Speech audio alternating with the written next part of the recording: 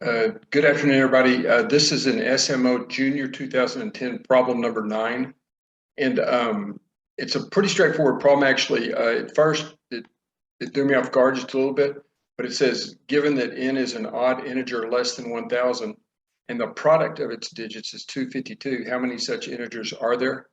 And I thought, oh, 1,000, that's a lot to count. Then I realized this very first observation here, no single or double digit integer could have this property, and that's pretty easy to notice. The largest double digit would be 9, right? And certainly 9 times 9 is not equal to 81. The product 9 times 9 is equal to 81, right? So we can rule, and certainly it's obviously true for one digit numbers also, that this isn't going to happen. So if it's going to happen, it has to be 3-digit numbers.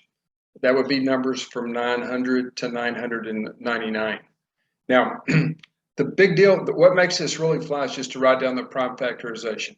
252 is equal to 2 squared times 3 squared times 7. That's very easily to determine by hand. You can just divide by 2 and then just keep working your way up the chain of primes.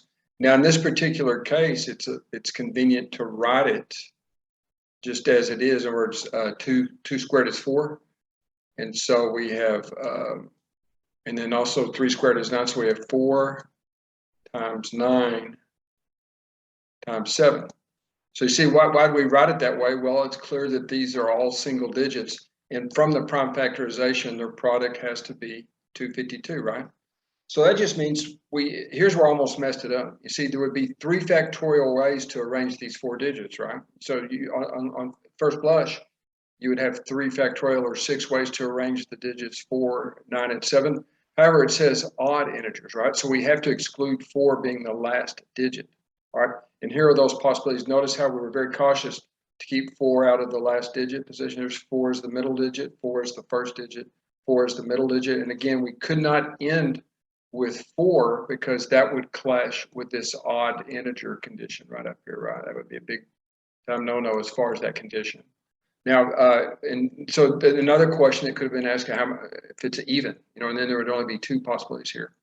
But in any event, we see that there's exactly 1, 2, 3, 4 right here, right, that meet the criterion of the problem. And now the last one that, again, I almost missed it. If you take a look at 2 squared times 3 squared, you can rearrange 2 squared times 3 squared. Let me just write it right down here. 2 squared times 3 squared. Times 7, rearranging and just using the commutative property, you could write that as just group the 2 and 3s together. So you have 2 times 3, 2 times 3 right here. All right, and then also 2 times 3 again.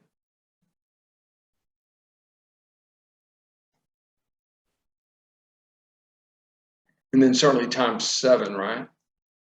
And you see, all I did there was simply rearrange the 2's, hook up each 2 with a 3 here. And so, of course, that's equal to 667.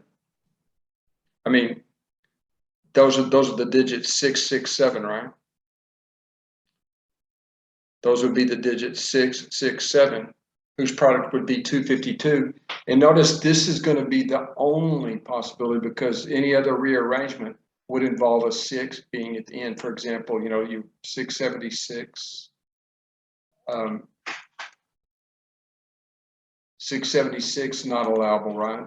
Because that does end with an even digit, making the entire number an even number. So anyway, y'all, the final answer is that there are 5 possibilities. 5 possibilities. 5 possibilities, and here's 1, 2, 3, 4 of those possibilities, and here is the final possibility for a sum total of 5. Hope you enjoyed.